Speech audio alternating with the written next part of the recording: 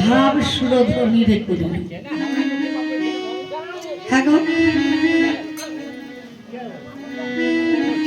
সুরধ্বনির গঙ্গার তীরে গৌরহরি গেলেন কি করতে না, প্রভাত কালে তিনি গঙ্গা স্নানে যান। সেই গঙ্গা স্নানে গিয়ে গৌরহরি সুরধ্বনি গঙ্গাকে দর্শন করেছেন, আর দর্শন করে বলছেন, রামানন্দ, আরে ও রামানন্দ, এটা কি সেই যমুনা? রামানন্দ বলছেন, প্রভু আপনার কখন কেমন ভাব হয় এই ভাবের কথা আমরা কেউ জানি না, কারণ গৌরহরি নিজে সবসময় এমন ভাব দেখাতে, তার ভাব যে রাধা কৃষ্ণ মিলিত তনু গৌরাঙ্গ, যে পূরবের ভাব আজ এসেছেন তার হৃদয়ে জেগেছেন, তিনি রাধা ভাবে বিবাহিত হয়েছেন। সেই রাধা ভাবে বিবাহিত হয়ে গৌর সুন্দর আমার সুরধ্বনি গঙ্গাকে দর্শন করে বলছেন, এটা কি সেই যমুনা? রামানন্দ একবার বলো, এটা সেই যমুনা? রামানন্দ বললেন, প্রভু একবার জিজ্ঞেস করুন তো, এটা গঙ্গা না যমুনা? গৌরহরি আমার জিজ্ঞেস করছেন তো। হ্যাঁ মা, এই যে আমরা নদিয়ার মাঝারি যে গৌরহরি যে ভাবের উদয় হয়েছিল, এই ভাব কারা বুঝেছিলেন? যে গৌর সুন্দরের অন্তরের ভাব, এই ভাব কারা বুঝেছিলেন? একমাত্র যারা গৌরের সঙ্গে সম্বন্ধ করেছেন।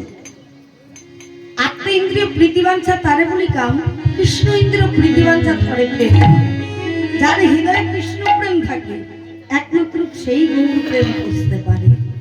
তাই গৌরহরি সেই সুরধ্বনি গঙ্গার তীরে বসে বসে তিনি বসে বসে কাঁদছেন আর বলছেন, রামানন্দ আমার আজ প্রভুর ভাব মনে পড়ে গেছে।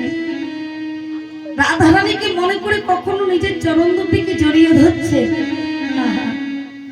জড়িয়ে ধরে বলছেন, রাধে এই নদী আর মাঝে তোমাকে কেন দেখতে পাচ্ছি না? রাধে রাধে তুমি কৃপা করো, রাধে ও প্রেমময়ী রাধে, আজ তোমায় দর্শন কেন পাই না? তোমার দর্শনের লাগে আমি নদিয়ায় এলাম, তোমার নাম বিতরণ করে চলে যাচ্ছি, কিন্তু তোমার দর্শন কেন পাচ্ছি না?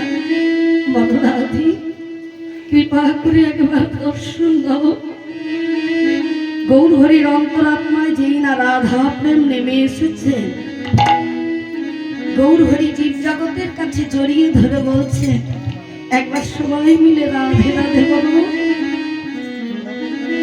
ভক্তদের যখন রাধা নাম দিতে বলছেন, ভক্তরা বলছেন, প্রভু আপনি তো নদিয়ায় এসেছেন, নদিয়ায় কেউ তো রাধা নাম করে না, কিমা নদিয়াতে রাধা নাম হয়? হ্যাঁ গো, হ্যাঁ বাবা, নদিয়াতে রাধা নাম হয়? তাহলে গৌরহরির বিস্মরণ হয়ে গেছে। বলছে প্রভু এখানে কেউ রাধা নাম করে না, এখানে সবার মুখে কি একই নাম, কি নাম গো? কৃষ্ণ কৃষ্ণ বল হয় না, হরে কৃষ্ণ বল। মনটাকে বলছেন আর ভক্তদের বলছেন তোরা আমার সাথে বল, কৃষ্ণ কৃষ্ণ বল হয় না, হরি হরি বল। কৃষ্ণ কৃষ্ণ বল হয় না, হরি হরি বল। কৃষ্ণ নাম কৃষ্ণ নাম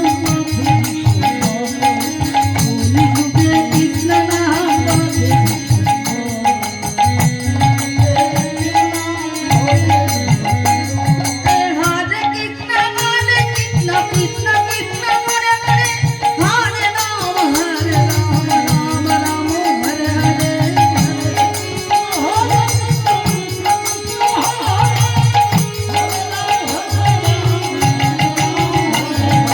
হরে কৃষ্ণ কৃষ্ণ কৃষ্ণ হরে হরে, হরে রাম রাম রাম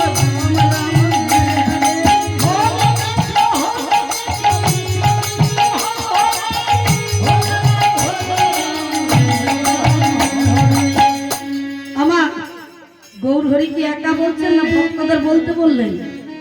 হাত আছে কি না চাদরের ভেতরেই রাখবেন? ঠান্ডা খুব লাগছে, একবার হাত দুটো তুলুন সবাই মিলে। যদি হাত না তুলেন তাহলে কিন্তু কিছু হচ্ছে না, আপনাদের ভগবানের কৃপা লাভ হবে না। কারণ এই এ দুটো দিয়েছেন কেন? গৌর হরির নাম করার জন্য। এই অ্যান্টেনা দুটো যদি না নাড়ানো হয় তাহলে গৌর হরির কাছে কি সমর্পণ করলে? আমার এসেছি কেন? এসেছি যখন যেতে তো হবে, তাই কি বললেন? ওরে দিন গেল মিছে কাটে, রাত্রি গেল নিদ্রে, দিন গেল মিছে কাটে, দিন গেল মিছে কাটে, রাত্রি গেল নিদ্রে। কি গো, তাই তো দিনটা সারাদিন যেভাবে শুরু ঘুরে চলে গেল। নাম করেছেন একবারও কারো মুখে নাম ছিল? ছিল না তো। কি গো, সময়টা কেটে কি করে গেল কেউ জানতে পারলাম না। ছালে কৌশলে এখন ঠান্ডার দিন খুব তাড়াতাড়ি যাবে। তাই কি বললেন? ওরা দিন গেল মিছে কাটে, রাত্রি গেল নিদ্রে, নাম হরি আমার রাধা কৃষ্ণ চরণারি বিন্দে। কৃষ্ণ কৃষ্ণ বল না, হরি হরি বল। কৃষ্ণ কৃষ্ণ বল না, হরি হরি বল। আরে কৃষ্ণ কৃষ্ণ বল না, হরি হরি বল। হরে কৃষ্ণ কৃষ্ণ বল না, হরি হরি বল। কলিযুগে কৃষ্ণ নাম কলিযুগে কৃষ্ণ নাম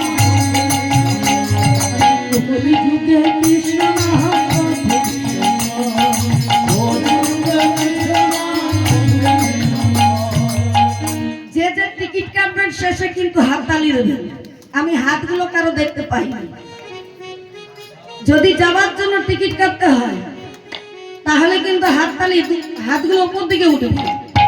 ওরে এসে তো ভবের মাঝে, এসে তো হবে, এসে তো ভবের মাঝে, এসে তো হবে, আরে এসে তো ভবের মাঝে, এসে তো হবে, এসে তো ভবের মাঝে, এসে তো হবে, আরে নাম ছাড়া তোমার সাথে যাবে।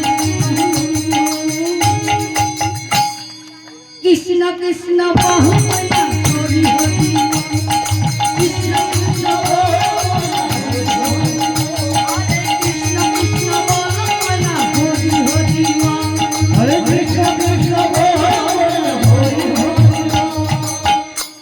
কলিযুগের সম্বল কি?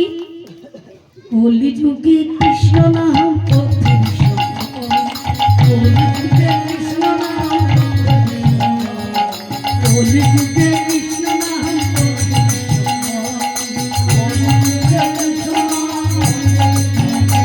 আরে কৃষ্ণ কৃষ্ণ বল মানা হরি হরি বল কৃষ্ণ কৃষ্ণ বল মানা হরি হরি বল আরে কৃষ্ণ কৃষ্ণ বল মানা হরি হরি বল কৃষ্ণ কৃষ্ণ বল মানা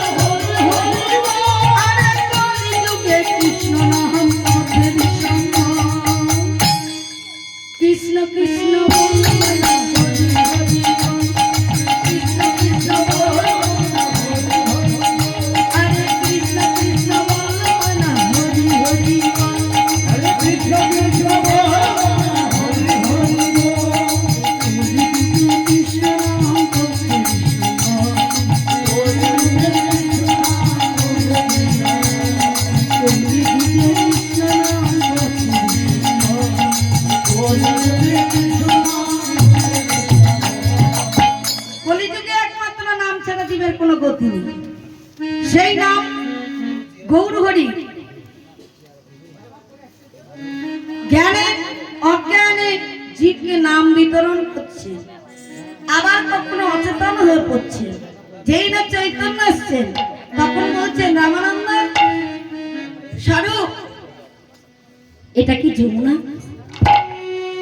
রামানন্দ বলছেন প্রভু আপনি জিজ্ঞেস করুন এটা যমুনা কিনা।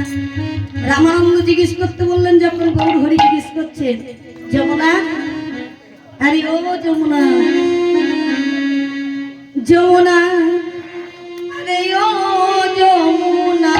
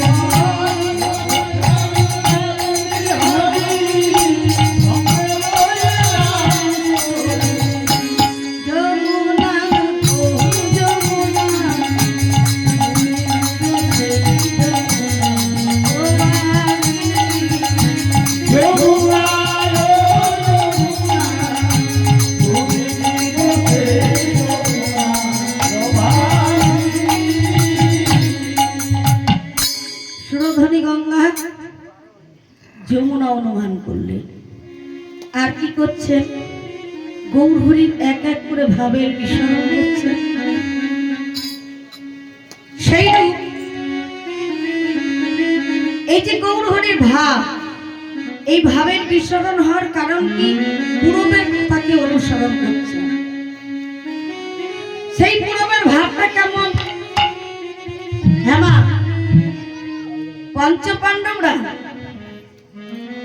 পঞ্চপাণ্ডবদের যেমন মনের মধ্যে একটি অহংকার ছিল।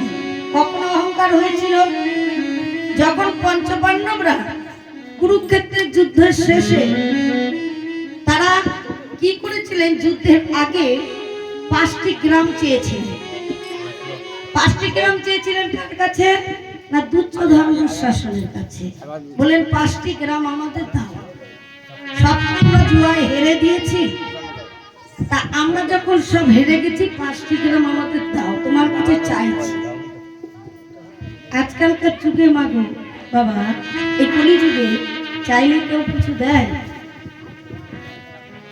চাইলে দয়া করে যদি দিতে হয় সে দয়ার দান দেয়, কিন্তু স্বইচ্ছায় সবাই দান করতে পারে না। স্বইচ্ছায় দান করা যায় কেমন ভাবে? দান কেমন করলে পূর্ণ হয় এটাও আপনাদের জানেন। কেমন দানের প্রয়োজন হয় আর কেমন দান দিলে ভগবানের সেবায় লাগে। তাহলে আজকে সেই পঞ্চপাণ্ডবকে যখন বললেন 5টি গ্রাম দুঃশাসন বলেন 5টি গ্রাম কেন, একটি তিলও তোমাদের দেব, একটি তিল দেব না। এখন কলিযুগে একটুখানি জায়গার জন্য, এক বিত্তার জায়গার জন্য কিন্তু ভাই ভাইয়ের লড়াই হয়, এক বিত্তার জায়গার জন্য কাটাকাটি মারামারি হয়ে যাচ্ছে। পঞ্চপাণ্ডবরা সেই রূপ বললেন, আমরা 1 ফোঁটা জায়গা যখন দেবে না, তা ভগবান শ্রীকৃষ্ণকে বললেন তাহলে কি করা যায়। ভগবান শ্রীকৃষ্ণ বলেন, বেশ তোমরা চিন্তা করো না, আমি 1 বার না 3 বার দেখব। কারণ ভগবান বারবার আমাদের পরীক্ষা করে, কখনো ধন দিয়ে পরীক্ষা করে, কখনো জম দিয়ে পরীক্ষা করে, কখনো অভাব দিয়ে পরীক্ষা করে, কিন্তু আমরা বুঝতে পারি না। কেন বুঝতে পারি না? আমাদের বোঝার শক্তি নেই, ভগবান চেনার শক্তি আমাদের নেই, আমরা চিনতে পারি না ভগবানকে। আমরা অনেকে যখন মূর্তি পুজো হয় বলে সামান্য মাটির পুতুলি পুজো হচ্ছে। যার মনের মধ্যে বিশ্বাস আছে সে ঠিক ভগবানকে দর্শন করতে পারে। তা সেই রূপ পঞ্চপাণ্ডবরা যখন চেয়েছিলেন, ভগবান বলেন 1 বার নয় 3 বার দেখতে হয়, কারণ মানুষকে সুযোগ দিতে হয়, সুযোগ নিতে নেই। তাই 3 বার সুযোগ দিলেন দুর্যোধন দুঃশাসনের কাছে। ভগবান শ্রীকৃষ্ণ গিয়ে বললেন যে, বলো দুর্যোধন, আমি এসেছি তোমাদের কাছে যাতে কুরুক্ষেত্রের যুদ্ধটা না হয়। তোমাদের এই ভাইয়ে ভাইয়ে যুদ্ধ, এটা সমাজের যুদ্ধ হয়ে যাবে। এই ভারতের যুদ্ধ মানে, মহাভারতের যুদ্ধ মানে ভাইয়ে ভাইয়ে যুদ্ধ, সেই যুদ্ধ পৃথিবীতে লেগেই থাকবে। তাই আমি সেই যুদ্ধ চাই না। তাই তোমাদের কাছে বারবার বলছি, 1 বার নয় বারবার বলছি, 5টি জায়গা চেয়েছে, বেশি চাই, 5টি জায়গা ছেড়ে দাও।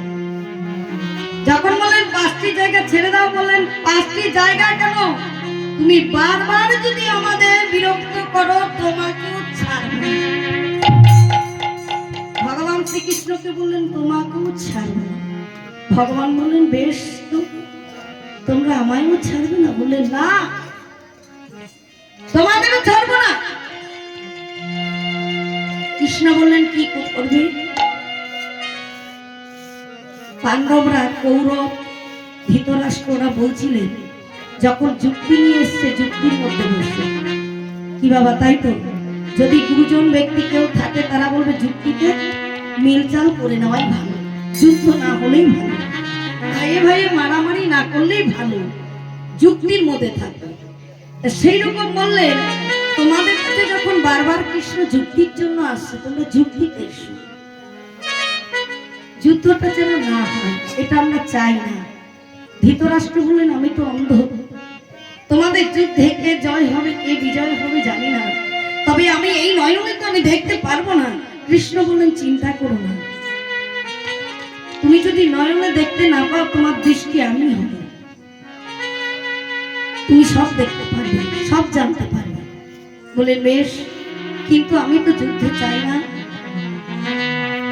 এই যুদ্ধের আমি কোনো যুক্তি দেখছি না। কার সঙ্গে যুদ্ধ করবে? এরা তো সবাই বন্ধু, এদের সঙ্গে যুদ্ধ করে কি হবে? কোনো লাভ নেই। বারবার বললেন, যখন 2 বার যখন এসছেন, 3 বারের বেলা ভগবান শ্রীকৃষ্ণকে বললেন, সামান্য একটা গোয়ালার ছেলে সে বারবার আমাদের এই রাজপ্রাসাদে আমাদের কেন বিরক্ত করছে? কে কোথায় আছিস? ওকে বাঁধ। ওর কোন যুক্তি আমরা শুনতে চাই না, ওর পরামর্শ আমরা শুনতে চাই না, যুদ্ধ হবে হবে। যেই না ভগবান শ্রীকৃষ্ণকে বাঁধতে পাঠালেন, ভগবান কি বাঁধা শক্তি কোনো আছে? যদি কেউ ভক্তি প্রেমে না বাঁধতে পারে তাহলে কেউ দড়ি দিয়ে বাঁধতে পারবে না? বাবা, দড়ি দিয়ে বাঁধার শক্তি কারো হয় না। তাই ভগবানকে বাঁধতে গেলেন। ভগবান বললেন, কি বললেন? তুমি আমায় বাঁধবে দুর্যোধন, এখনো বলে রাখছি, এখনো সময় আছে, সংযত হও। বললেন, কেন? যদি সংযত না হয়, তুমি আমায় চেনো আমি কে? বলেন, তোকে আর কি চিনব রে, তুই তো একটা গোয়ালার ছেলে। বলেন গোয়ালা ছেলেটাই দেখেছি, কিন্তু আমার আর কোনো রূপ তুমি দেখোনি। বলেন কি রূপ আছে তোমার? আমি তো সাধারণ একজন গোয়ালা বলে তোমায় জানি, আর তোমায় কোনো রূপে তো চিনি না। কিন্তু সম্পর্কে কি হয় বাবা? বিয়াই হয়। কার না? শ্রীকৃষ্ণের বিয়াই। তাহলে বিয়াই বিয়াইয়ে এদের যুদ্ধ হচ্ছে, তাহলে বুঝুন তো কেমন কথা কাটাকাটি করছেন। এমন সময় বলে শোনো, তুমি আমায় বাঁধবে, তোমার কত রশি আছে, তুমি এসো বাঁধো। ভগবান শ্রীকৃষ্ণের তো ক্রোধ ছিল না, যখন নাকি সবাই মিলে এসে যত সিপাহীরা এসে তাকে দড়ি দিয়ে বাঁধতে গেলেন, ভগবান শ্রীকৃষ্ণ তখন বিষম্বর মূর্তি ধারণ করলেন। যখন বিষম্বর মূর্তি ধারণ করেছেন, এমন সময় চমকে গেলেন সেই আলোতে। ভগবান শ্রীকৃষ্ণের আলো ওদের দিব্য দৃষ্টি হারিয়ে দিয়েছে। ওরা তখন বুঝতেও পারেনি আমি কি রূপ দর্শন করলাম। বলেন শোনো, এখনো বলছি সংযত হও, নাহলে কিন্তু বিপদ আছে। কিন্তু মাগো, কুরুক্ষেত্রের যুদ্ধ যখন হলো, কি হলো বাবা? একে একে যুদ্ধতে সব বিনাশ হয়ে গেল। কুরুক্ষেত্রের যুদ্ধে যখন সবাই বিনাশ হয়ে গেল, এমন সময় ভগবান শ্রীকৃষ্ণ পঞ্চপাণ্ডবকে বললেন, সখা, সব কর্ম তো শেষ, এবার কি করা যায়? এমন সময় যুধিষ্ঠির বলে উঠলেন, আমাদের একটি যজ্ঞ করতে হবে, কারণ এই যজ্ঞের নাম হবে রাজস্ব যজ্ঞ। সেই রাজস্ব যজ্ঞ করেছিলেন যুদ্ধের পর, কারণ রাজ্য পেয়েছেন, রাজস্ব যজ্ঞ করেছিলেন। সেই দিন হয়েছিলেন যুধিষ্ঠির অহংকার। অহংকারে বললেন পঞ্চপাণ্ডবদের 5টি ভাইকে বলেন, শোন ভাই, আজকে যে আমাদের যুদ্ধটা হয়েছে, যুদ্ধ সকার জন্য হয়েছে, কারণ ভগবান শ্রীকৃষ্ণ না থাকলে ভগবান যার তার সদা সর্বদাই জয় হয়। তাহলে আমাদের যখন জয় হয়েছে, এই রাজস্ব যজ্ঞ যখন করব, কৃষ্ণকে আর বিরক্ত করা ভালো হবে না। এই যজ্ঞটা করতে গেলে আমাদের নিজস্ব করতে হবে, কারণ আমরা নিজেরাই যতটুকু পারি আমরা আয়োজন করি। সেই যজ্ঞের আয়োজন করছেন পঞ্চপাণ্ডব মিলে। ওমা, কেউ দেখবেন একটা যদি ভালো কাজ করে তার মনের মধ্যে অহংকার হয়, কি না আমি যদি না হতো এই কাজটা হতো না, এটা হলো অহংকার। তার জন্য ভগবান পতন লিখে রেখেছেন। ওই আমি অমৃত যখন এসেছে, তার জন্য পতনও লিখে রেখেছে। তাই বললেন আমি না বলে এই যজ্ঞ হতো না। সেই রূপ আজ পঞ্চপাণ্ডব করেছেন কি, তারা 5 ভাই মিলে একটি যজ্ঞের আয়োজন করে সেই যজ্ঞে সমস্ত দেবতাদের নিমন্ত্রণ করেছে। সমস্ত দেবতাদের যখন নিমন্ত্রণ করেছেন, সবাই তো আসছেন। এই যে এখানে যে একটা নাম যজ্ঞ করা হয়েছে, যার যেমন সামর্থ্য সে দান করেছেন, যে যেভাবে পেরেছেন এসেছেন, সবাই এসে আসন গ্রহণ করেছেন, প্রসাদ পেয়েছেন। সেই যজ্ঞ যখন করছেন, সবাইকে ডেকেছেন রাজস্ব যজ্ঞে। সবাই যখন এসেছেন, ভগবান শ্রীকৃষ্ণ প্রবেশ করতেই বলছেন, আসুন আসুন যাদব, আসুন গ্রহণ করুন। যেই না বলেন আসুন আসুন আসুন গ্রহণ করুন, ভগবান শ্রীকৃষ্ণ চারিদিক চেয়ে দেখছে, না কি সুন্দর আমার ভাইরা সাজিয়েছে। বাহ, তা তুমি যখন এত সুন্দর সাজিয়েছ, আমাকে সিংহাসনটা কেন দিচ্ছ? বলে, না রে, তোমার জন্য তো সিংহাসনটাই উপযুক্ত, এই সিংহাসন গ্রহণ করো। বলে, না দাদা, ও দাদা, সিংহাসনটা আমার উপযুক্ত নয়, আমি কর্ম ছাড়া কোনো জায়গায় স্থান দিই না। জন্মের থেকে কর্ম করো তো, কর্ম যদি না করেন আহার আসবে? কর্ম না করলে কি সংসারে আয় উন্নতি হবে? তাহলে কর্ম হচ্ছে শ্রেষ্ঠ। তাহলে ভগবান জীবকে শিক্ষা দিচ্ছেন কেমন ভাবে, ওরে কলিন জীব, তোমরা দেখো আমি এখানে এসেছি যুক্ত হওয়ার জন্য। আমি তো অকারণে সময় নষ্ট করতে পারি না, সময় থাকতে সময়ের দাম দিতে জানি। তাই দাদা আমাকে একটি জায়গা দাও। বলেন কোন জায়গা? এখানে তো সব পরিপূর্ণ রয়েছে, কারণ পঞ্চপাণ্ডবের অহংকার তো, বলে সব পরিপূর্ণ রয়েছে। বলেন দাদা আমি একটি জায়গা চাই, আমি কর্ম না করলে এখানে থাকতে পারবো না। বলেন কি কর্ম করবে তাহলে খুঁজে নাও। ভগবান শ্রীকৃষ্ণ তখন কি কর্ম নিলেন? আমা এই যে যেই পথ দিয়ে সবাই আসা যাওয়া করছে, এই পথে দাঁড়ি হয়ে তিনি সকলের চরণ ধৌত করছে। বলেন এই কাজটা আমার উত্তম কাজ, আজকে সবার সেবা দেওয়ার জন্য আমি এই দ্বারে দাঁড়িয়ে হলাম। যেই আসছেন তাকেই চরণ ধৌত করে সিংহাসন দিচ্ছেন ভগবান শ্রীকৃষ্ণ।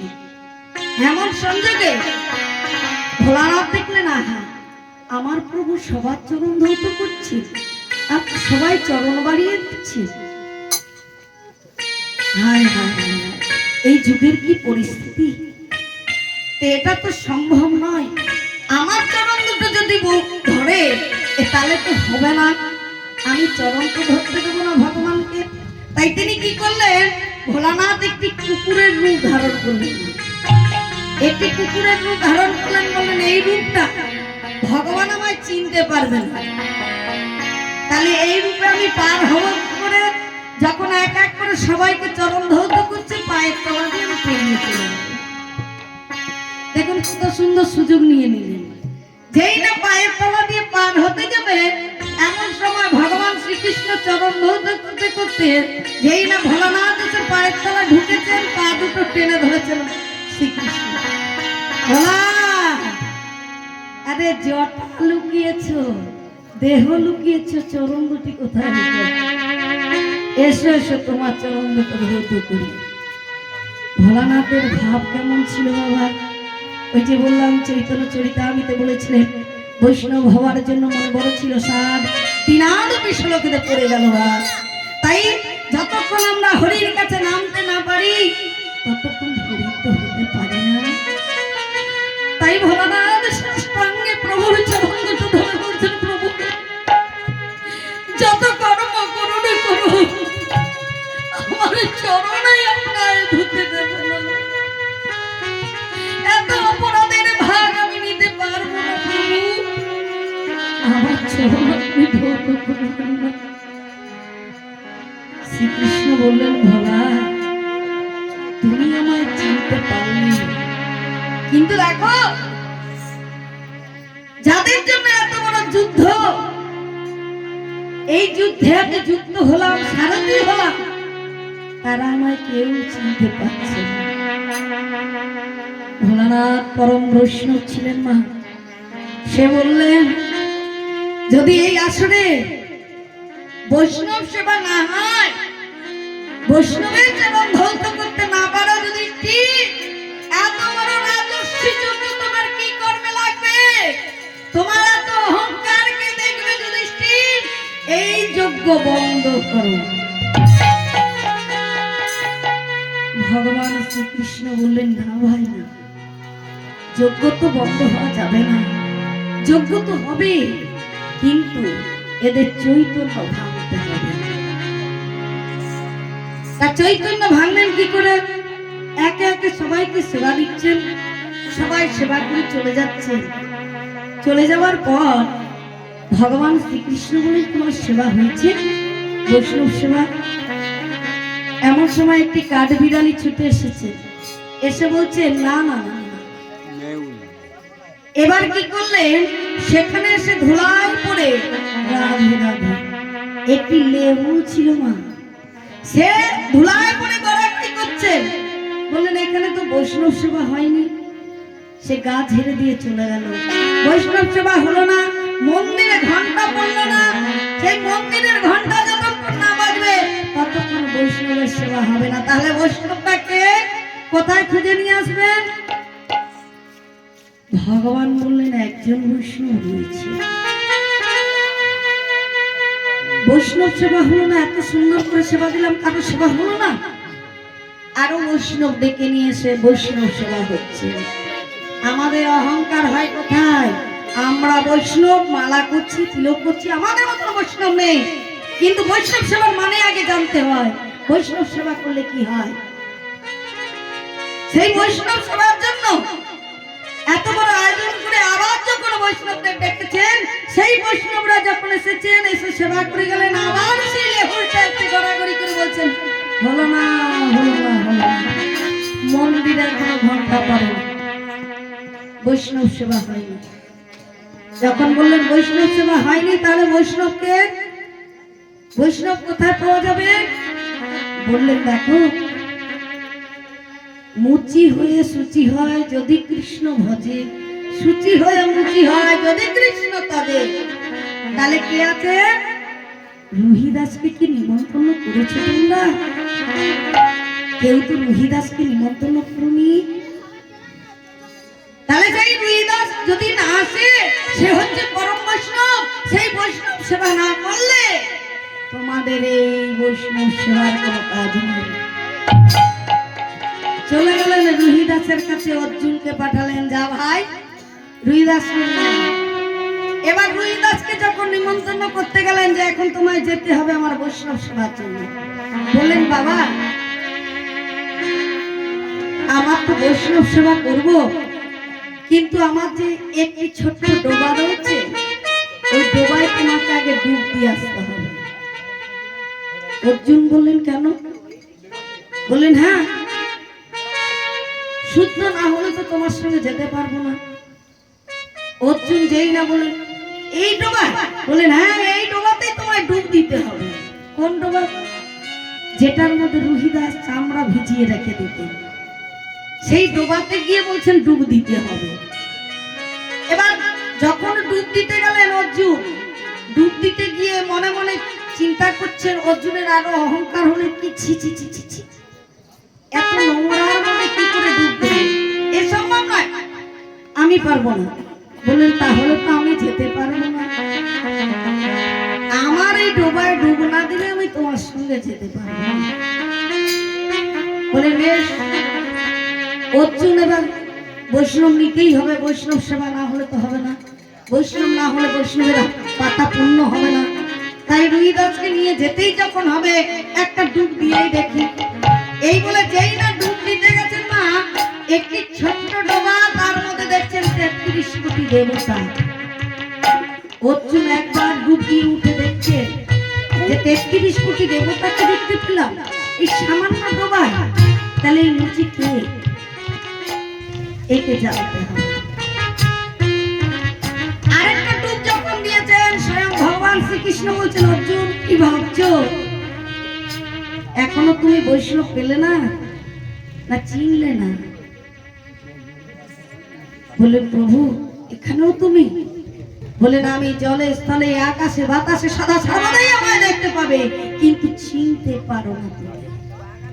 বলে বেশ, তাহলে তাহলে সকা কি করব? রুহিদাসকে নিয়ে যাও, সেই হচ্ছে পরম বৈষ্ণব। রুহিদাসকে যখন নিয়ে যাচ্ছেন, রুহিদাস কি করতে? বাবা জুতো সেলাই করতে। কিসের মধ্যে? একটি শালগ্রাম শিলার উপরে রেখে জুতো সেলাই করতে। সেই রুহিদাসকে যখন নিয়ে যাচ্ছেন, সেই রুহিদাস এই শালগ্রাম শিলাটা ব্যাগের মধ্যে ভরে বলছেন, অর্জুন এই ব্যাগটা তুমি কাঁধে নাও, আমি তোমার পিছে পিছে যাচ্ছি। যেই না ব্যাগটা দিয়েছেন কাঁধে, ব্যাগটা অতি ভারী লাগছে। বলছেন আহা আমি তুলতে পারছি না কেন? এত এত যোদ্ধা হয়ে আমি এত মানুষ মারতে পারলাম, কিন্তু সামান্য একটা ব্যাগ তুলতে পারছি না। বলছেন হ্যাঁ ভাই, তোমার এই ব্যাগে কি রয়েছে? বলছেন সেটা যদি তোমায় বলে দিই তাহলে তুমি তো আমায় চিনেই যাবে। এই ব্যাগে কি আছে সেটা তোমায় বলা যাবে না, তুমি ব্যাগটা নিয়ে চলো। বলেন আমি তোমার ব্যাগ তুলতে পারছি না। তখন অর্জুন মনে মনে চিন্তা করছেন, সামান্য একটা মুচি, সামান্য রুহিদাস নয়, এ স্বয়ং ভগবানের একটা ভক্ত। যেই না ওকে এনে সেবার আয়োজন করে সেবা দিয়েছেন, সঙ্গে সঙ্গে মন্দিরে ঘন্টা বাজতে রইলেন, আর লেহুলটি গড়াগড়ি দিয়ে বললেন আমি পেলাম বৈষ্ণবের চরণ